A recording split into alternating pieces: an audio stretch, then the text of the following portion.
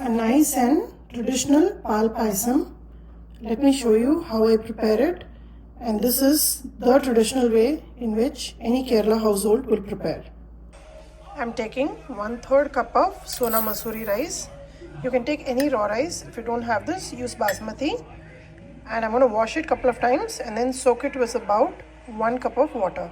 Soak the rice for about 2 to 3 hours.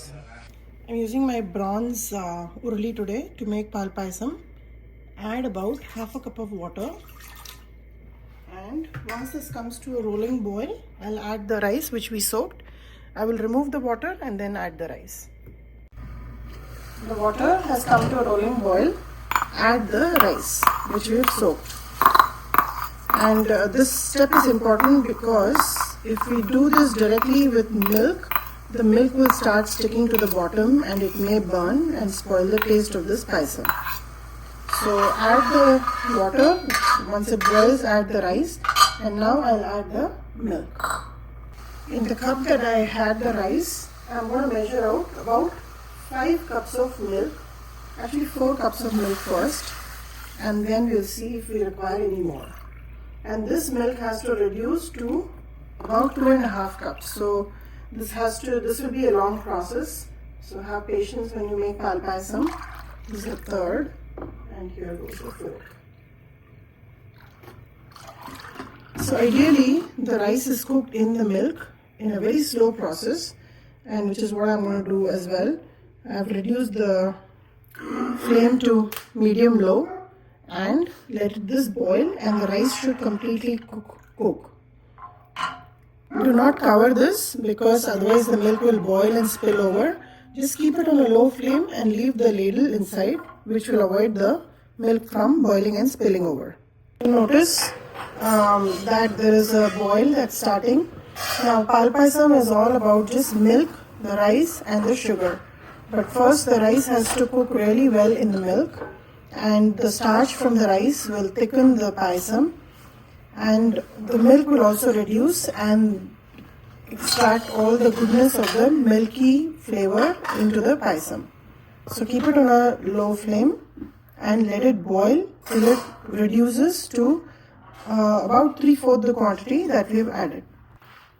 The milk and the rice has been boiling for close to 30 minutes now, and you can see how the fat from the milk has come up, and you can also notice that the rice has fully cooked, and this happens when the rice will start floating on the top surface.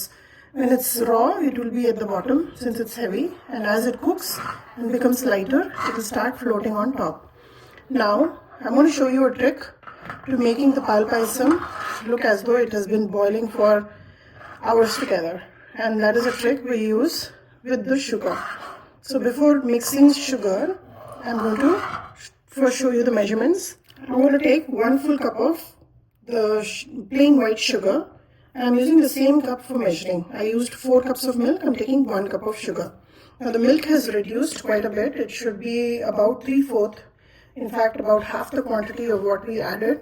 Initially we added till this level, and now it has come down.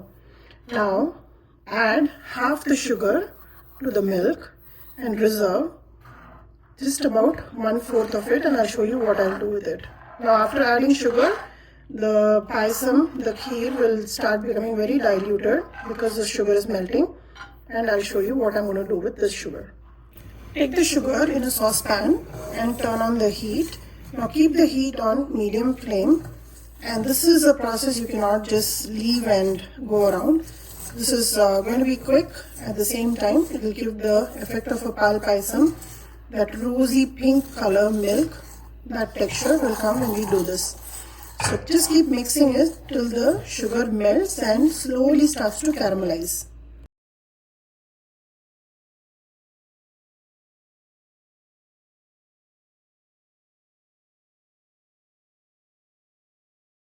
Once the sugar melts, just keep mixing it till you get a nice honey sort of a syrup. Now this is the time when it can go from being a nice caramel to being burnt. So be very careful. Turn off the gas. We have achieved the color we require. Here the payasam is boiling, and to this I'm going to add the sugar syrup. and that will give the payasam the color and taste that we are after. Just mix it so. Keep the gas on a very low flame because it can spill over, and don't worry about the sugar stuck in the side. Just release it and it will get mixed with the payasam. Just put the whole thing in, nothing goes wasted. And I love to use a silicone spoon so that way I don't waste any little bit stuck in the vessel. You can see once you've added the sugar, it has immediately started to give that nice light pink sort of a color, which is something that we can even get when you make it in the pressure cooker. I will surely try to share this recipe, how it can be made in the pressure cooker as well. Our Paal Payasam is now ready. I'm going to turn off the gas. This is the only payasam in which we don't add any other flavorings of cardamom or nutmeg or even saffron. The total essence of this payasam is all about milk, the reduced milk, the deep, delicious flavor of milk, and to give it some structure, there is rice added. And this is a payasam that is a Kerala special, and making it in the urli, the Vengala urli, is the most traditional way that I have learned growing up. You can definitely prepare this in pressure cooker. You can make it in Instapot as well, where there will be no babysitting involved. But this is once in a while indulgence, so make it the traditional way. Enjoy it. Today is Thai Veli Karma. This is the first Nevedyam that I'm offering today. And give this recipe a try. Like and subscribe my channel and let me know how this turned out for you.